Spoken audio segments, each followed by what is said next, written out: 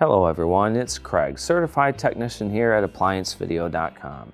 And today we're going to show you how to jump into Diagnostics and do an automatic test cycle, as well as take a look at those fault codes on this Maytag freestanding gas oven.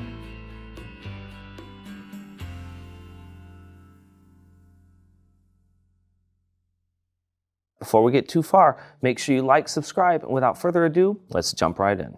To enter Diagnostics on this unit, you'll press a sequence of buttons. We'll do cancel, cancel, start.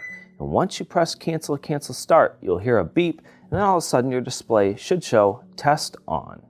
Once it shows test on, we can go to different portions of the service mode. In order to toggle through them, you'll simply press either 3 or 6. 3 goes forward, 6 goes back. So once you press 3, you'll see the menus are going to change. In this particular unit, you'll have scrolling menus and everything is going to be listed right on the UI.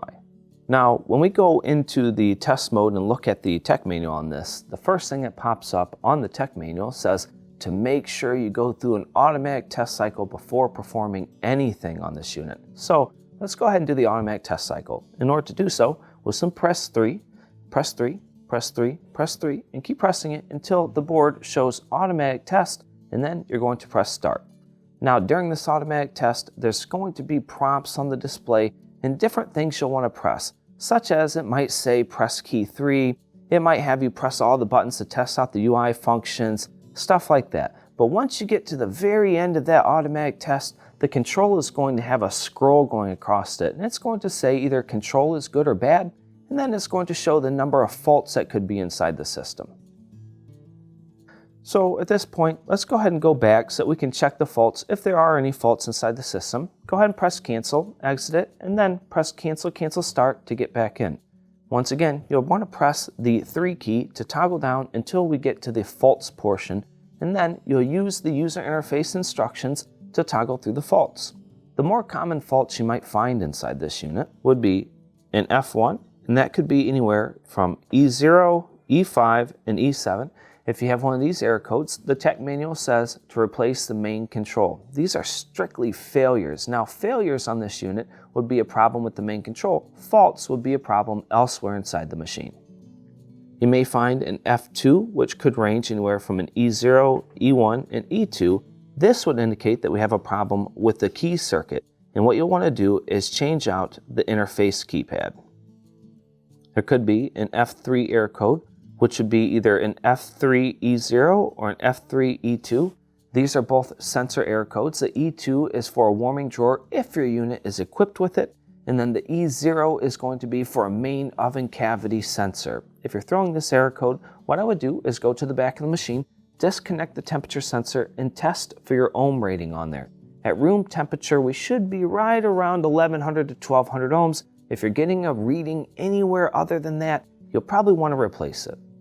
You may see an F5E0 for a door switch error code. If you have this error code, make sure you're testing out your door switch to see that that toggle is working and that the continuity is correct. There's an F5E1 error code. This is for a door latch not operating. This is typically an issue with the door latch that operates during self-clean. If you have this error code, that's where you're going to want to go. Then finally, we may have an F6 error code, which could range anywhere from F6E1, F6E2, or F6E3. These are for over temperature error codes. If you have this error code, what I would do is test out each individual component by turning on bake or broil or your warming drawer if the unit is equipped, and make sure that the element turns off afterwards. If it does not turn off, then you're going to want to find out why. If it does turn off, then you're probably going to have an issue with the main control. Now, of course, this is going to end the fault codes. Let's get out of this sequence by pressing cancel, and then if you need to, you can go back into test mode, cancel, cancel, start. Let's do a quick relay check on this unit. In order to do the relay check, you'll want to toggle down and press 3 until we get to the portion that says test mode and press start. You'll want to follow the prompts, and usually it takes you to a portion that says test on. Once it shows test on, you're going to press certain buttons in order to turn certain things on. I won't go through all the buttons because you don't really need to test everything out at this point, but maybe the bake and broil relay, stuff like that would be nice. So in order to activate those, once you are at this portion, you'll simply press the buttons that correspond inside your tech manual.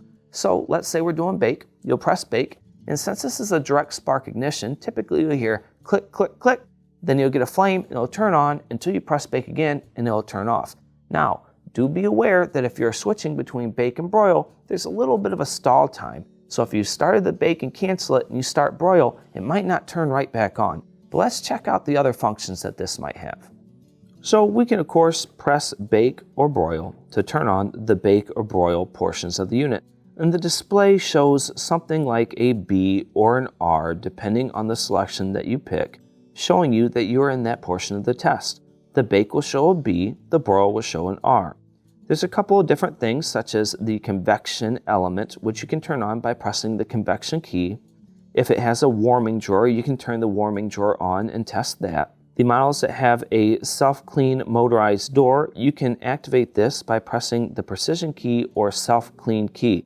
But do be aware, if it is a steam clean unit, you will not be able to press this button. One thing that differs from the actual tech guide that I found is the convection fan relay.